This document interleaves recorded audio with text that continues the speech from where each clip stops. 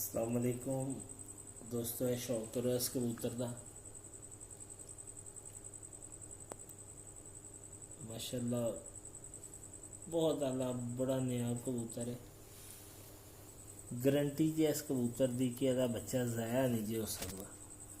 जो जाएगा मालिक की गलती तो जाएगा।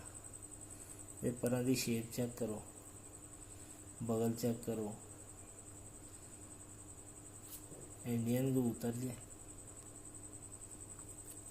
यह पंजा देखो ना,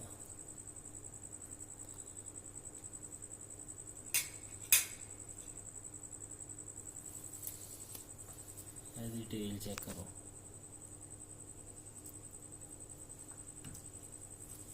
माशाल्लाह बहुत आला कबूतर है। और हमें यार भाई दस भी रहने के बच्चा पहले उड़े है और